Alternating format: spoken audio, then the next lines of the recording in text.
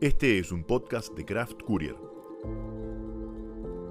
en el que Agustín Garetto y Milan Jedic analizamos semanalmente la política, la economía, la cultura, los temas internacionales y los hechos relevantes con una visión de conjunto, reflexiva, analizando tendencias, actores y teoría para entender mejor la realidad, priorizando la calidad de un análisis artesanal por sobre la velocidad y la cantidad.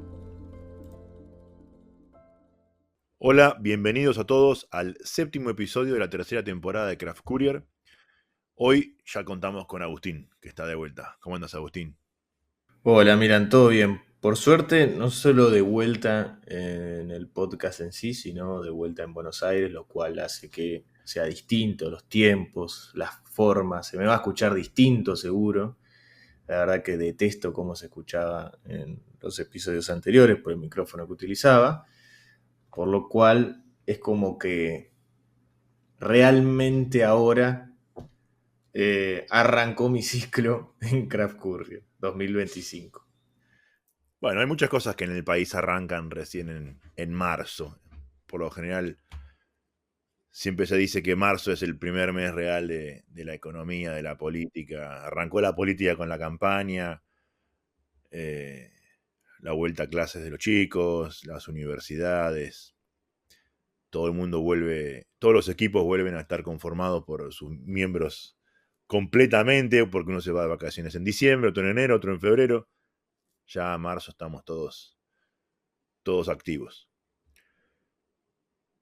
El episodio de hoy se titula Hablar del tipo de cambio no es irrelevante. Y decidimos tratar este tema por una frase que dijo justamente Milei hablando del tipo de cambio. ¿Qué fue lo que dijo Agustín? Contanos. Bueno, recordemos el contexto que ocurrió en esta semana y en días de la semana pasada, que fue cierta volatilidad en los tipos de cambio financieros, paralelos, etcétera, que tiene la Argentina, que como conocemos, históricamente ha tenido muchos tipos de cambio, a diferencia de países normales. Y esta volatilidad hizo de que se empiece a sembrar la duda a partir de lo que es la supuesta, el supuesto préstamo del FMI, que ya el gobierno primero dijo que iba a ser de 20 mil millones de dólares, después se desdijo y dijo que solicitó 20 mil millones de dólares, lo cual siembra cierta incertidumbre respecto, por ejemplo, a las reservas, sobre los futuros vencimientos de deuda que tiene, y claramente el mercado se está empezando a correr hacia el dólar. Una mini corrida, si se quiere. Recordemos que durante todo el 2024 y gran parte de lo que ya concurrimos en el 2025, el mercado apostó generalmente al peso. Sí. Esta incertidumbre que comentás de estos últimos días se suma a, te diría, todo el mes de marzo, en el cual se vio una cierta intranquilidad, llamémoslo así, de los mercados, de la economía en general.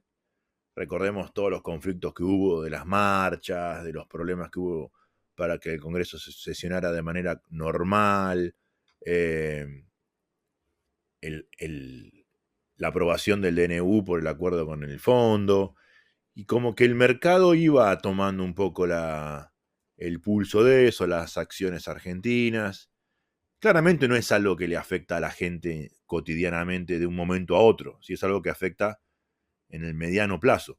Pero incluso a la gente misma también creo que muchos de los que volvieron de vacaciones o que arrancaron ya, bueno, vamos a hacer tal proyecto, vamos a comprar tal cosa para hacer una reparación, una mejora, una ampliación, en el local, en lo que sea, creo que también la gente va viendo que ese clima más tranquilo que había a finales del año pasado, que parecía como que, bueno, esto viene estable, empezó de a poco a no estar tan estable. ¿Cuáles son los motivos? Un montón. La verdad que no hay motivos eh, tan explícitos. No es que pasó algo, no es que el gobierno devaluó, es una de las cosas que dice, no va a devaluar. No es que el gobierno emitió de más, no hizo algo extraordinario por lo cual se manifestara esta incertidumbre. va a haber que analizar esto con tiempo y ver bien exactamente a qué es lo que el mercado, cuando hablamos del mercado hablamos de la gente, que va, a cualquiera de los que nos está escuchando ahora que dijo, che, ¿sabes qué? Voy a comprar esto, voy a comprar aquello, voy a comprar dólares, voy a lo que sea.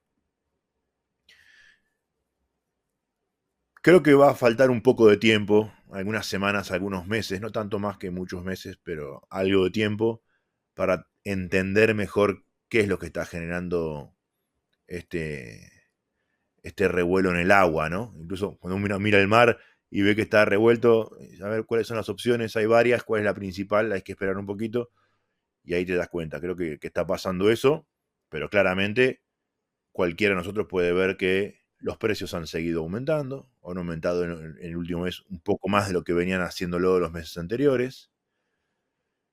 Tenemos un dato del tema de turismo que muestra, no es una causa, sino es un síntoma de las causas. Y bueno, creo que es algo a lo que tenemos que poner el ojo, como hacemos siempre acá, de buscar las tendencias, ¿no? Y cuáles son las verdaderas causas de los problemas. Justamente vos dijiste de que es difícil encontrar una de las principales causas, y coincido, es muy complicado. Probablemente depende a quién se le pregunta por la visión que tiene respecto a la situación, cambie un poco cuáles son las principales causas en realidad, porque son más bien varias que solo una. Uno puede decir que la inflación, como justamente dijiste, ¿no? Una inflación que no logra acoplarse al crawling peg del gobierno, que no solo no logra perforar ese 2%, sino que incluso ha rebotado un poco. Y recordemos que el crawling peg lo bajó el gobierno de 2 a 1, con lo cual uno diría, bueno, ahí tenés una causa menos de incertidumbre o de inestabilidad. Y sin embargo, no resultó como el gobierno pensaba. Ahí surge la pregunta, ¿lo hicieron demasiado rápido? ¿Podrían haber esperado un poquito más para bajar ese porcentaje? ¿Hicieron una Marcos Peñada de cambiar demasiado rápido algunas cosas? ¿Harán otra ahora volviéndolo a subir a 2? Esperemos que no, ¿no? Ahí sí que no sería nada bueno eso, ¿no? Pero bueno, de alguna manera algunas medidas van a tener que tomar ante esta incertidumbre. Sí, esto justamente sucede cuando la inflación es una cuestión más política que económica, es decir, el ataque a la inflación tiene más una esencia política que económica, es el interés de buscar un título todas las semanas, porque ahora se me vino a la cabeza, ¿no? Esa idea de poner todo el tiempo en escena al presidente de la nación como el milagro, bueno, tiene consecuencias. Una es esta, a veces te sale mal. Sí. Bueno, vos siempre lo dijiste desde hace ya más de un año, que la inflación era más un programa político que un programa económico.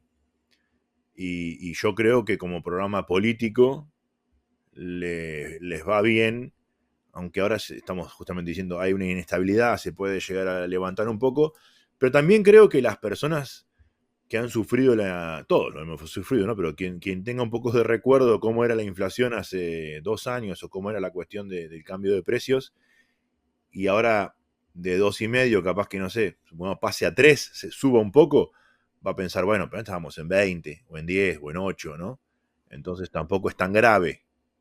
No, es que no va por ahí, sino va en cuál es la noticia que va a salir en Bloomberg la semana que viene. Y cómo ese mundo de las finanzas, las acciones y los bonos en Argentina vuelan, porque las finanzas te van de la mano. Bueno, cuando empiezan a ver que la cosa no es así y ya incluso se empieza a cuestionar afuera cómo se mide la inflación en Argentina, ya te están sembrando cierta intranquilidad, como vos dijiste, o cierta desconfianza hacia las últimas medidas que ha tomado el gobierno nacional o que viene tomando. Y una de esas causas puede ser esa, y podemos discutir infinitamente. Otra también, que seguro si le preguntan a Giacomini va a responder, es que alguna vez el carry trade hay que cobrarlo. Claro. Esa también puede ser otra de las causas. Que no hay un tiempo justo. Es verdad, hay uno que es el primero que se baja de la bicicleta y después los otros lo siguen. Pero bueno, también puede ser, pasa que estamos muy recién en el... Ni siquiera diría tormenta, como que la cosa se nubló. Bueno, va a Sí, llover, va a caer algún rayo, no sabemos. va a caer granizo. ¿Va a caer granizo? Claro, hay un par que ya se bajaron de la bicicleta. Sí. Pueden volver a Pero, subirse. pero hay un dato que es cierto, que es el del turismo. Y que lo estuvimos Exactamente. preparando antes del episodio. Me gustaría que lo comentaras, así lo podemos analizar. Bueno, tenemos 2 meses que corresponden a enero del 2025 y a febrero del 2025. Son las estadísticas de turismo internacional que publica el INDEC. Vamos a mencionar un par de números que por ahí pueden resultar bastante aburridos y tediosos, pero después vamos a comentar un poco la idea general. En enero, turistas del exterior que han venido a la Argentina ha caído con una variación interanual de menos 27% y de turistas argentinos que fueron al resto del mundo aumentó respecto a enero del 2024 un 92,5%. En febrero la tendencia es algo similar, turistas hacia la Argentina bajaron un 30%, es decir, negativo, respecto a febrero del 2024, y argentinos yéndose a otro país del mundo aumentó un 74,2% respecto al año pasado. Bueno, primero hay que poner un contexto que estos números se comparan a lo que fue enero y febrero del año pasado, que fueron muy malos. Es decir, la verdad, muy poca gente se ha podido ir de vacaciones, En aquel momento. pero en aquel momento. Pero también señala que el aumento es espectacular y que coincide mucho con lo que fue el verano del 2018. Exactamente. La previa de la gran devaluación que tuvo el gobierno de Macri en mayo del 2018. A partir de una Marcos Peñada, el 28 de diciembre de 2017, cuando cambiaron las metas de inflación y eso desencadenó, como ya dijimos muchas veces, el principio del fin del gobierno de Macri. El valor es igual, el gráfico es igual de este verano al verano ese de comienzos del 2018. Y ahí volvemos al título del episodio, ¿no? Hablar del tipo de cambio no es irrelevante. El presidente Milei dijo en estos días que hablar del tipo de cambio era irrelevante. Estos números de turismo demuestran que no es irrelevante, es muy importante. ¿Por qué la gente se fue tan masivamente a veranear en el extranjero? En especial, países limítrofes, Uruguay y Brasil son los que más déficit generaron entre los que entran y salen. Por el tipo de cambio. Porque el tipo de cambio genera que Argentina sea carísima en dólares y que comprar afuera sea mucho más barato.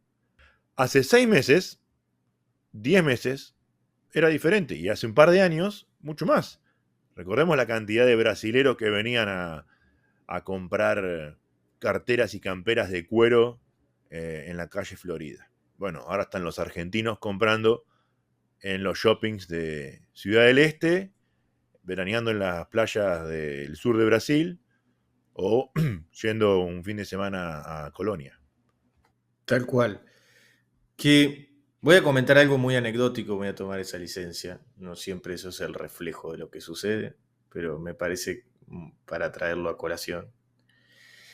Cuando estaba volviendo del aeropuerto, de acá, de Aeroparque, hacia mi departamento en los últimos días, iba hablando con el del Uber, ¿no? Y justamente hablábamos de la cantidad de argentinos que fueron a Brasil, porque yo estuve en marzo y explotó el sur de Brasil, incluso en marzo, y les sorprendió a los brasileños, no podían creer la temporada que estaban teniendo. Y bueno, y también de Chile, de Paraguay, de Uruguay. Y el del Uber me decía, bueno, sí, pero porque Brasil devaluó. porque Chile devaluó, porque Paraguay devaluó, porque Uruguay devaluó, que no están así tampoco, pero bueno. No, el Uber no sabe que Paraguay no devalúa hace como 70 años. Pero que Chile haya devaluado un poco, que Brasil haya devaluado un poco y demás. Cuando empiezan a devaluar todos los países de la región, un poco más, un poco menos, Brasil ha devaluado un montón, llegó a un pico de 6.10, 6.20, hoy ya se estabilizó en 5.70, la cosa está mucho más tranquila que a mitad del año pasado, más o menos el segundo semestre del año pasado. Bueno, entonces hay un problema con Argentina. Claro. Creo que eso lo demuestra un poco. Y realmente sí, estamos carísimos en muchos aspectos y sobre todo en el aspecto alimenticio. Y cuando uno se compara con Brasil, que es una economía dentro de todo similar, obviamente estamos a años luz con Brasil, pero es más fácil compararse con Brasil que compararse con Chile, con Uruguay o Paraguay. Te das cuenta justamente de cómo perdiste competitividad en muchos frentes, no solamente en el del turismo, que ya vamos a hablar de eso, porque también tenemos otros datos sobre vías de acceso, pero en cuestiones de alimentos es increíble. Y por el tipo de cambio, porque no es que del año pasado a este Brasil tiene 50 puertos nuevos para exportar y... No, es simplemente por el tipo de cambio, con lo cual no es tan irrelevante. No, para nada, no es tan irrelevante. Después en el lunes, cuando estemos en el vivo en tu canal de YouTube, que es Milan Jelic, vamos a hablar unas cuestiones más anecdóticas que he visto, pero quiero que nos quedemos con estos datos respecto al turismo sobre vías de acceso, porque demuestra un poco, no siempre, no es de todo fiel, pero demuestra un poco de dónde viene, mejor dicho, ¿no? De dónde sangra, por así decirlo, el turismo, si es por vía terrestre, que se supone que va a países limítrofes, o más bien por vía aérea, donde ya uno puede tomarse un vuelo a otro país. No quiere decir que desde Buenos Aires no hayan salido vuelos a Brasil, eso está más que claro y ha sucedido, de hecho yo volví de esa manera, pero lo de vía terrestre es un poco más significativo. Bueno, vamos a centrarnos primero en enero. A Argentina, respecto a vía terrestre, ha caído un 27%, muy similar a lo que fue el general, y en avión cayó un 12%. En febrero, por vía terrestre cayó menos 37% y en avión cayó menos 25%. Y esto es lo interesante respecto a vías de acceso de turistas que salieron del país, que fueron a otro lugar. En enero, la cantidad de argentinos por vía terrestre aumentó un 92% respecto al año pasado y en avión un 51%. En febrero aumentó un 90% por vía terrestre y en avión un 55%. Más o menos la tendencia se mantuvo.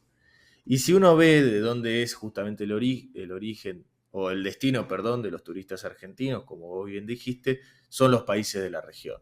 O sea, el gran problema hoy del turismo argentino respecto a lo internacional, no tanto lo local, es que no es competitivo frente a sus países vecinos. Es el No tipo es de cambio, tal cual.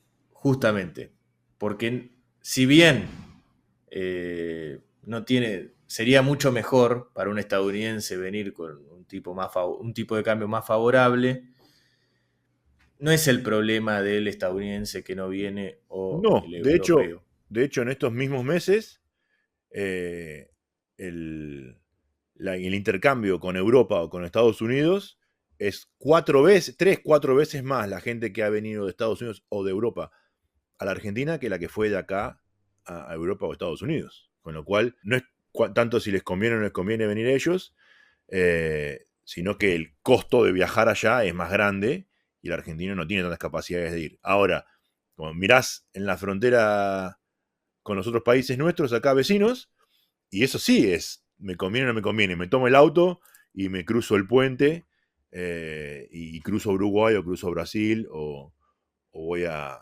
Paraguay, a Bolivia o a Chile. Y en un día voy y vengo, ¿no?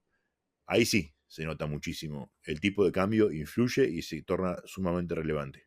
Para cerrar un poco con respecto al turismo, justamente ese es un síntoma en el cual muestra que el tipo de cambio está atrasado, o para poner y quitar eso del tipo de cambio está atrasado y se vuelve una connotación política ya, y parece que la discusión pierde, es que perdiste competitividad. Creo que Claro, eso es lo central, que incluso se ve en otros sectores de la economía, no solo en el turismo, que es uno, y es el más relevante por la temporada en la que estamos viviendo, que fue negativa, en este caso para la Argentina. sí, Porque además se le fueron dólares, eso está más que claro. claramente, claramente. ¿Cuál sería la solución entonces que proponemos? ¿Que Argentina devalúe? No, no, para nada, para nada. Hay un montón de otras soluciones. Hay muchas cosas para hacer para mejorar la competitividad. Devaluar seguramente por la gimnasia argentina de remarcación de precios vaya directamente a la inflación y otra vez de vuelta, etcétera. Eh, el gobierno hace algunas cosas correctamente, como no emitir, eh, para no generar más presión sobre esa devaluación y sobre la inflación. Pero bueno, hay muchos otros temas que hay que ver realmente por qué se genera esta inestabilidad. Y una cosa interesante también es que muchos precios estaban puestos al comienzo del gobierno de Milei a un dólar de 1.300. Y después el dólar no se mantuvo ahí, bajó bastante. Y con la apertura del MEP, incluso se podía comprar a 1.100, 1.100 y algo. Y ahora ya estamos de vuelta en 1.300. Con lo cual uno pensaba, bueno, al final esos precios se iban a terminar acoplando con la realidad y no iba a hacer falta devaluar porque como ya habían aumentado, y sin embargo siguen aumentando. Y ahí es algo que yo todavía no termino de ver la causa de eso.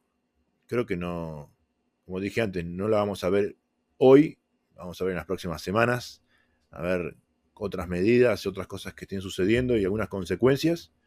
Por eso hay que seguir el tema, porque la pintura que estamos presentando es lo que está pasando.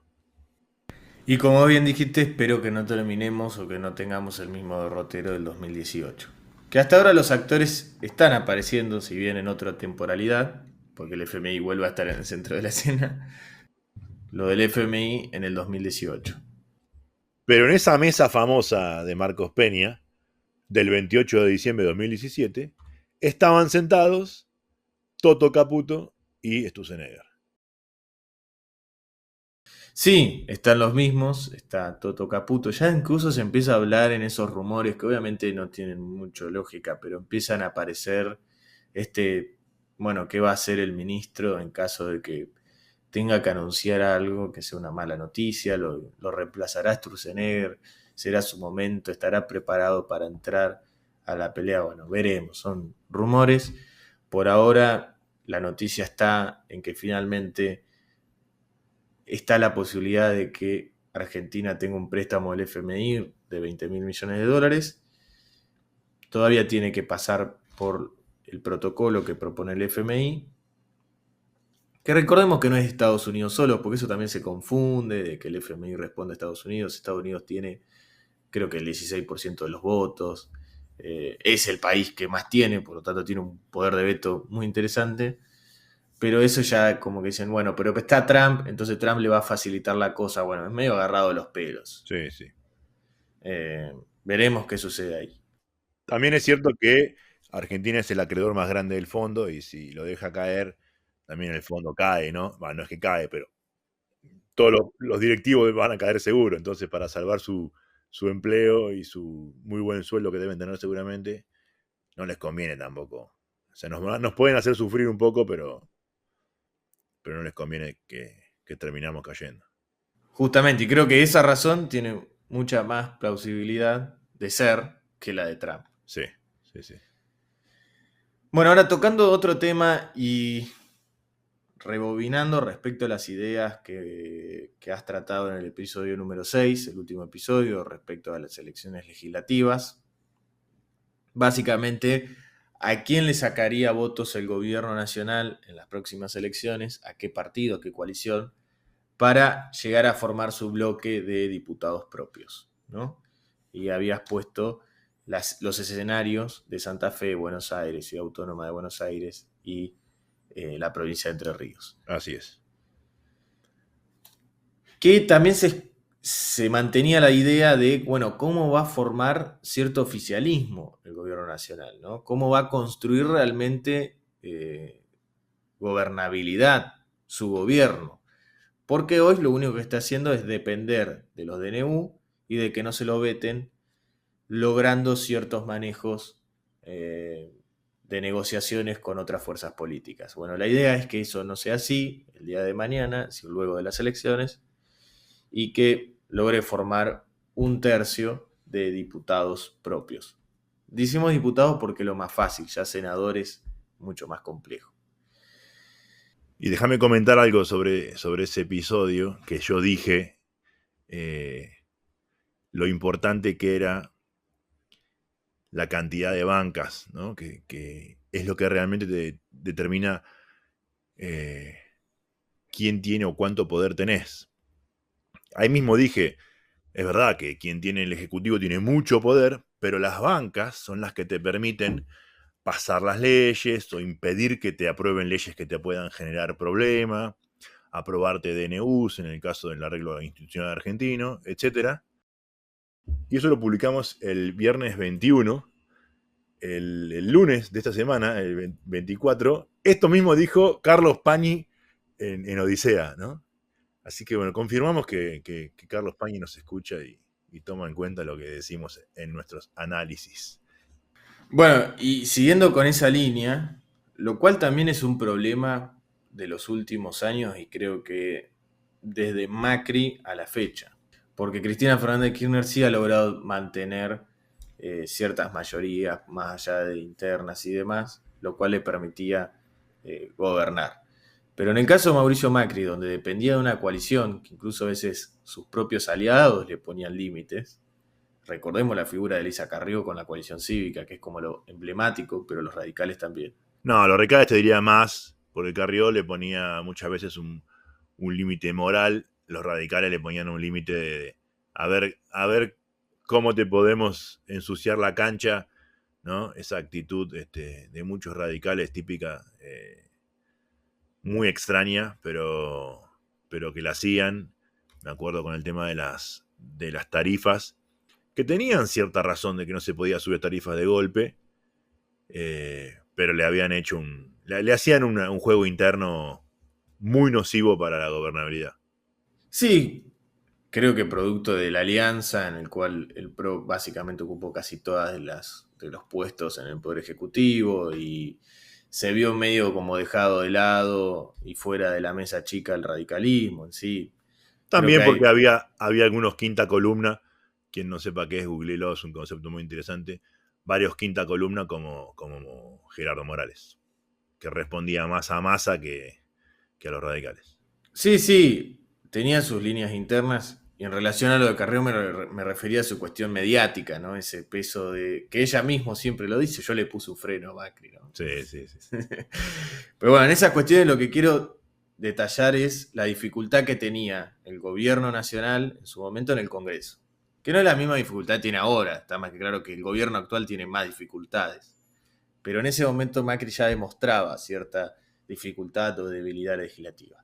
Luego el gobierno de Alberto Fernández, pero no tanto con las oposiciones, sino con su propio grupo, que le costaba. También igual respecto a lo de Juntos por el Cambio, pero se suponía que dentro del peronismo esas fricciones no deberían estar, pero las había.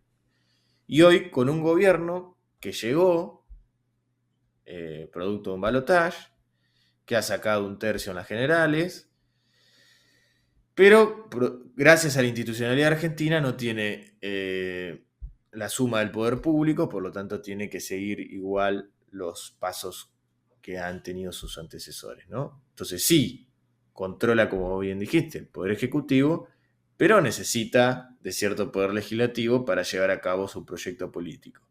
Y todos están mirando esto también, incluso el mercado, es decir, bueno, vamos a ver cómo te va en las elecciones, a ver si podés realmente seguir con tu proyecto.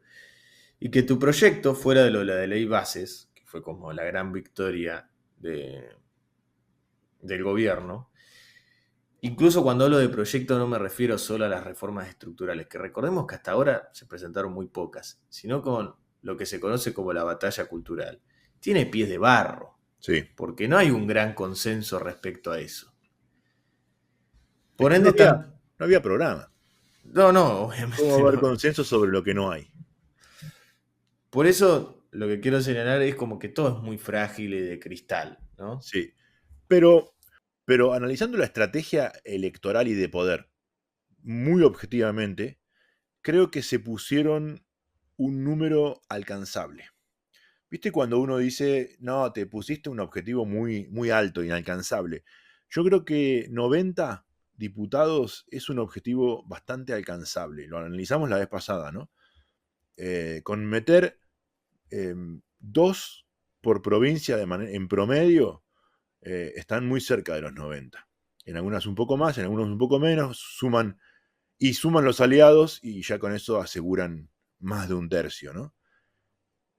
Eso les permite gobernar de esta manera poco institucional, que es a través de los DNU y que los DNU sean ratificados por una sola Cámara, ¿no? Es muy poco institucional, pero es una herramienta que tienen y que la usan y que la pueden usar. Con lo cual, yo creo que su estrategia no es equivocada. Si hubieran aspirado a tener la mitad y después les iba mal, ahí se les iba a complicar mucho. Ahora, aunque no les vaya tan bien, si logran el 90, que es alcanzable, y son inteligentes, y creo que en esto sí son muy inteligentes, van a poder decir, no hacía falta sacar la mitad o ganar en todas las provincias. Nosotros queríamos sacar 90 diputados, y mirá, lo hemos conseguido. Así que yo creo que objetivamente es un número alcanzable el que tienen. Concuerdo con eso, para mí no es un objetivo totalmente inalcanzable o imposible, sino simplemente de que todo se va a mantener con esta especie de pies de barro, porque un clavo saca otro clavo, un DNU saca otro DNU. Sí. Ah, sí. Bien. Ahora entendí al punto que iba. Sí, sí, sí, coincido, claro. Nada de lo que hagan ahora va a quedar escrito en piedra. Eso está claro. Tal cual. Por lo tanto, deberían aceitar un poco la gimnasia si esperan en un 2027 renovar, que obviamente esperan, ¿no? Pero, o eso creería, sería lo Sí, más lógico. sí. Algo ahí tendrían que haber, veremos en el 2027 si eso ocurre, etcétera, etcétera, y toda la cosa va bien, ¿no? Claro, pero haciendo un poco de futurología, que mucho no nos gusta, pero a los oyentes a veces sí les gusta, si no les va tan mal y logran tener un tercio de la Cámara de Diputados y con eso mantienen esta forma de gobernar a través de DNU y logran pasar algunas reformas que ellos buscan con algunos aliados locales, y bueno, probablemente lleguen al 27 con algunas cartas más para mostrar de éxito o de éxito según su programa, ¿no? Y con algunas consecuencias de esta economía noventosa, como hemos dicho, que probablemente todavía no se vayan a ver las consecuencias negativas, y si se vean las consecuencias positivas, entonces puede ser que en el 27 lleguen con un poco más de nafta en el tanque como para dar una vuelta más. Totalmente.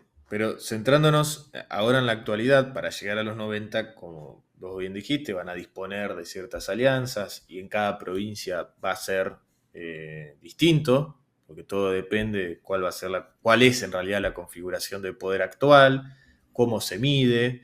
Hoy has puesto el ejemplo de Chaco Sí, con Leandro Sdero, sí, que finalmente va a conformar, va a ser una especie de los radicales con peluca, sí. que que va a ir en conjunto con el gobierno nacional, bueno, puede ser una de esas tácticas. Es verdad que es débil en el caso del radicalismo en Chaco, porque mucho tiempo de lo que es el siglo XXI ha sido gobernado por el peronismo, indefinidamente. No recuerdo cuántos años consecutivos tuvo, Pero muchos. pero recién ahora vuelve y claro, tiene que, no está O sea, tiene que empezar a recuperar y respirar un poco más, incluso necesita un poco de plata, que fue algo de lo que recibió luego del anuncio. Pero lo que quiero decir con esto es qué va a suceder en aquellas provincias, sobre todo las del norte, las del sur, que se conocen, se reconocen por tener partidos locales. Hemos hablado una vez en un episodio de que prácticamente un tercio de las provincias, más o menos, tienen gobiernos locales, netamente locales, es decir, con un nombre y un sello propio. Después uno puede decir, bueno, las agendas de algunos, por ejemplo la de Puyaro, también tiene cierto regionalismo y carece de proyección nacional. Eso es otra discusión. Bueno, ¿cómo va a ser con estos partidos que generalmente votan a favor del gobierno? Del gobierno que sea. Del gobierno que sea, claramente, ¿no? Aunque muchos de ellos tienen una raigambre peronista. Neuquén, Misiones, claramente son peronistas de alma, digamos, de Perón y de Evita. Pero claro, su estructura legal, su sello de goma, su partido es local, ¿no? Y su estructura la gobiernan ellos como señores feudales. Y creo que ahí es el punto al cual quería llegar. Tal cual, y que su poder de fuego son los diputados que meten en el Congreso. Exactamente.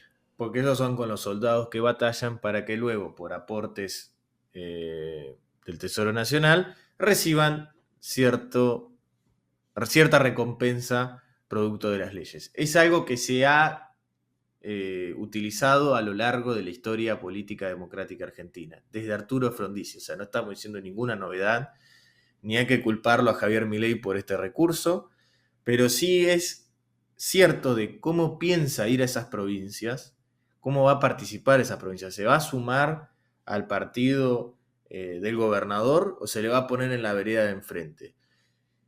Y si se le pone en la vereda del frente, estamos hablando en provincias donde Milei ha tenido muchísimos votos, y no solo en el balotaje, sino en las generales, lo cual pone en peligro este cierto poder de fuego que tienen los gobernadores.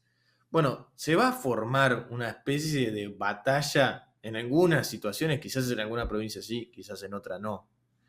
Pero va a ser muy interesante porque los va a poner en discusión a estas grandes provincias que en teoría se van a beneficiar en algún momento de la lluvia de inversiones, por ejemplo en minería, hidrocarburos, etc. ¿no?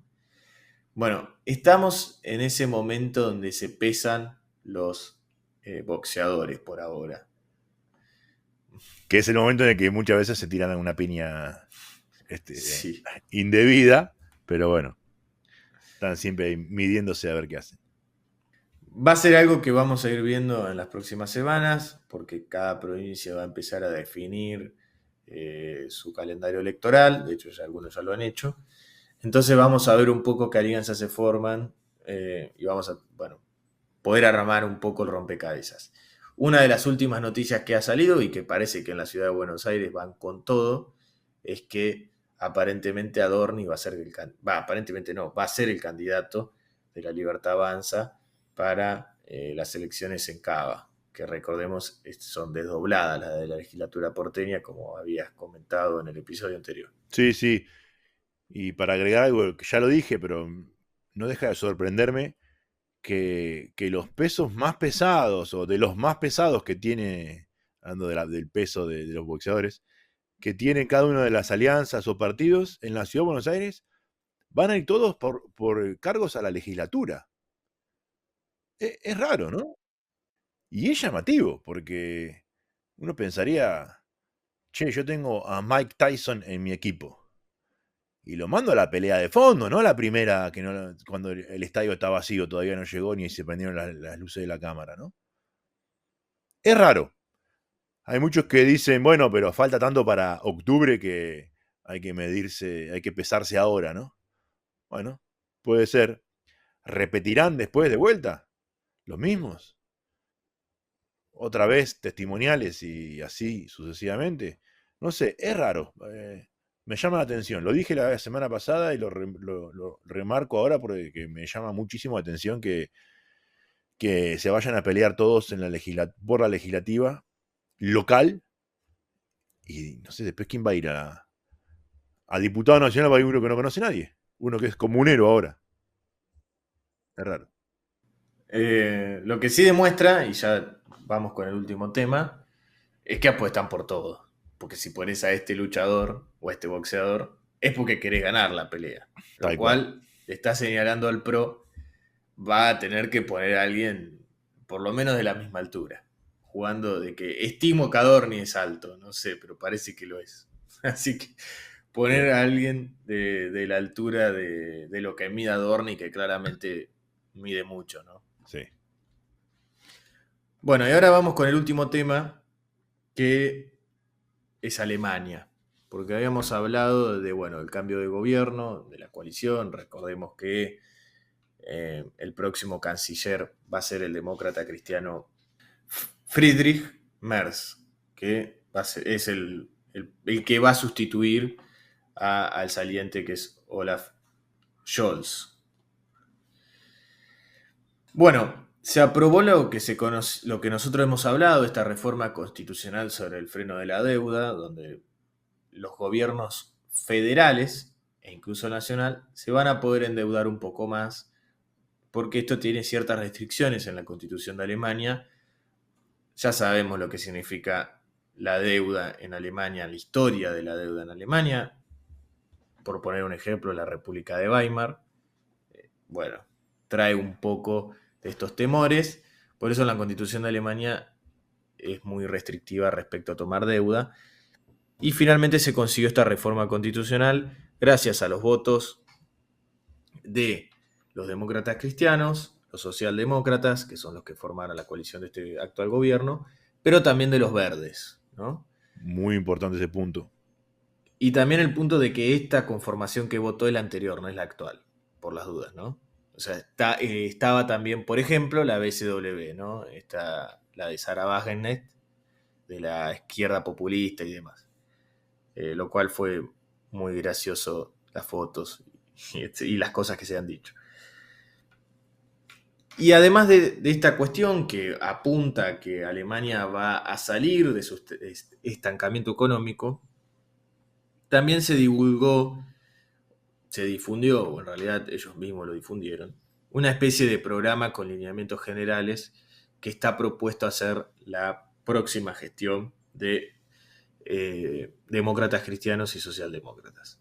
Yo anoté un par de cosas, no anoté todo porque es muy largo y estaríamos hasta mañana numerando punto por punto.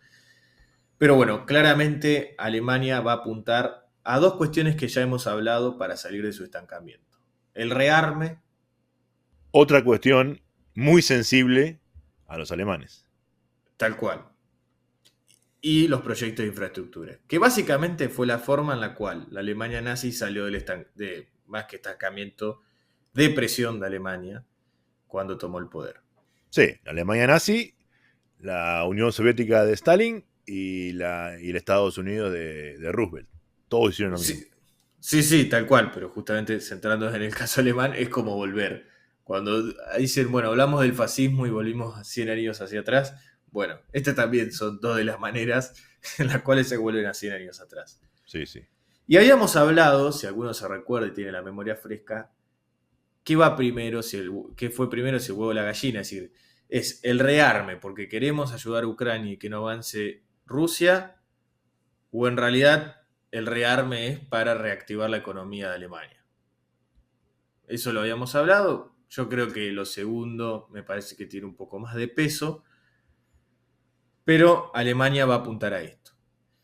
También, como justamente dijimos, un fondo de infraestructura que se estima que es, o va a ser, mejor dicho, un fondo de 500.000 millones de euros de acá a un plazo de 10 años. Paréntesis o asterisco. Esto lo vamos a hablar, sobre todo el periodo de 10 años, en el vivo que vamos a hacer el lunes respecto a Brasil.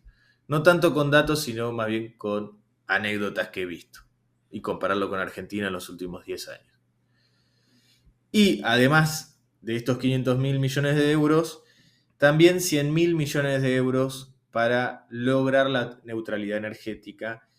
Y es esto por cual los verdes firmaron o apoyaron el freno al endeudamiento, es decir, la reforma constitucional. Ahí está la plata que Máximo Michinilli, cuando hicimos el episodio sobre la COP, se preguntaba de dónde, quién va a poner la plata para la neutralidad energética. Ahí está la plata que Max preguntaba o que pedía y que en la COP nadie levantó la mano, nadie abrió la billetera para poner un cobre. Bueno, acá está Alemania saliendo a rescatar. Yo te diría que Europa, no es solo Alemania, ¿no? Y también viene a inaugurar, eso también se ha escrito un montón en los últimos días, viene a inaugurar una nueva etapa post-austeridad. Toda la etapa de Merkel era la austeridad, no gastemos más lo que tenemos y demás. Milei, Trump, toda esta línea más liberal, de derecha, capitalista, extrema, digamos, tiene un foco muy importante en la austeridad y en el equilibrio fiscal, ¿no? Y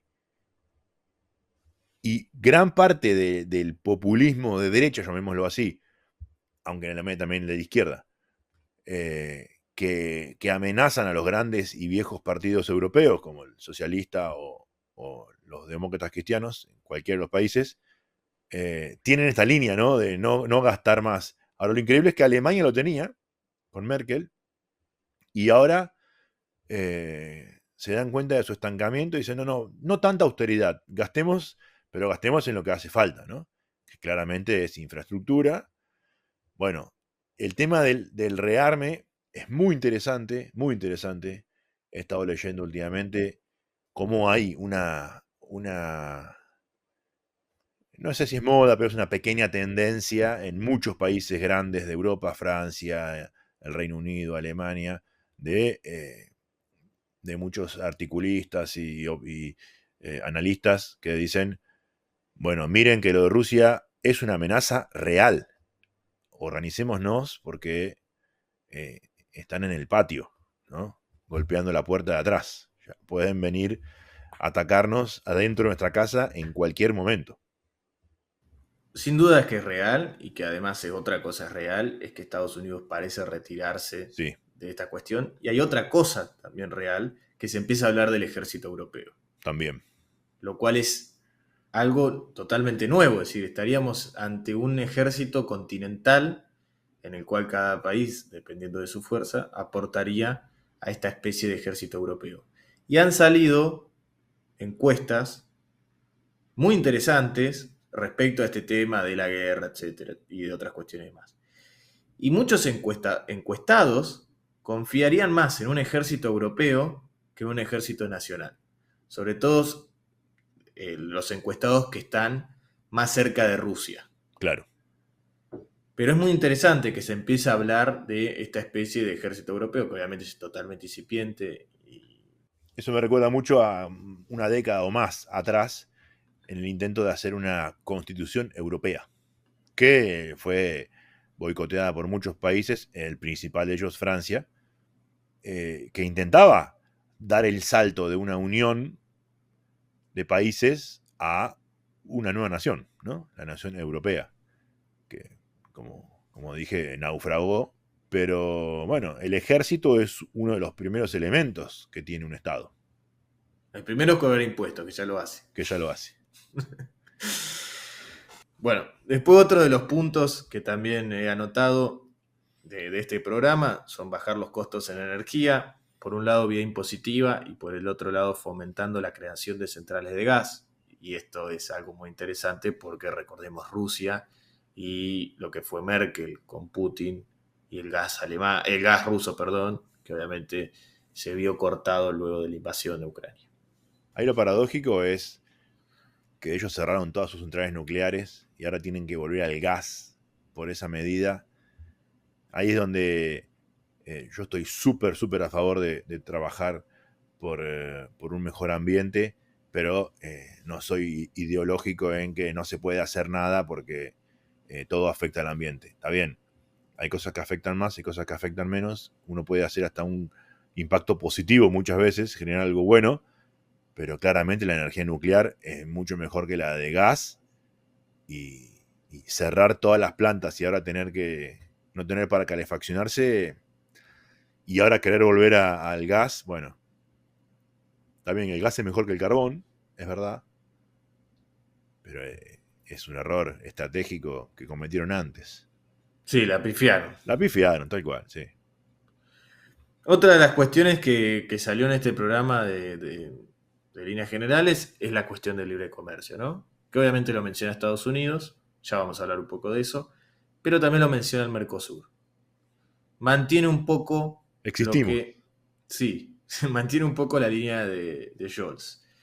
Y es interesante porque cuando vi Mercosur me puse contento. Lástima en un contexto en el cual peligra la existencia del Sí, Mercosur. sí, sí. Pero para Alemania somos un destino muy importante, obviamente de importaciones y de exportaciones, ¿no? Porque Alemania tiene muy pocas materias primas, prácticamente casi ninguna, entonces necesita, el Mercosur ahí le es muy atractivo, y también necesita a quién venderle las cosas que produce, porque ya vamos a ir al último punto, que es la industria automotriz. Otro de los temas es algo que vi y me llamó mucho la atención, esto del concepto de jubilación activa. Quiere decir, personas que ya están jubilados, pero que quieren trabajar. Entonces trabajarían, recibirían un sueldo, y este sueldo no tendría descuentos por ya sea aportes jubilatorios o impuestos, etc. Ahí hay una lógica muy interesante como concepto, y es que con la extensión de la calidad de vida y la mejora en la calidad de vida de las personas más adultas, claro, jubilarte a una edad en la cual estás vitalmente joven, y es como, che, ¿y ahora qué hago, no? Si yo me siento bárbaro. Bueno, esta es una medida como para no romper del todo el estado de bienestar que tienen con jubilaciones en edades no tan avanzadas, pero que toda la gente pueda seguir trabajando, y también solucionar el problema de la falta de mano de obra local, por lo cual han tenido durante muchas décadas la necesidad de importar gente de trabajadores, y en especial trabajadores jóvenes, ¿no? Justamente, y eso es otro de los temas que aparece en el programa por primera vez con mucha impronta, que es el tema de la inmigración. Perdón, en el programa de los demócratas cristianos y los socialistas, porque es un elemento central de los populismos, tanto de AFD como de la izquierda esta, del nombre impronunciable de su libro. Sí, sí, totalmente. Es la primera vez que aparece en un programa de gobierno en Alemania con tanta impronta. Sí, Y justamente porque anteriormente tuvo una discusión política en la cual Merz lo dijo en muy pocas palabras el otro día, hace un poco días, que dice, comí con Macron y hablamos de la inmigración porque nos van a comer la espalda la derecha populista. Lo dijo él. Y bueno, sí, es un tema muy interesante en el cual en el programa de gobierno ya hay ciertas líneas generales. Dice que Alemania va a seguir siendo un país que va a apostar por la inmigración y en serio, sobre todo, principalmente y únicamente en la mano de obra cualificada. Y es más, va un punto más y dice, vamos a eliminar cierta burocracia que impide que esto sea más rápido. Por lo tanto, va a haber una especie de aceleración de ese proceso de inmigrantes cualificados.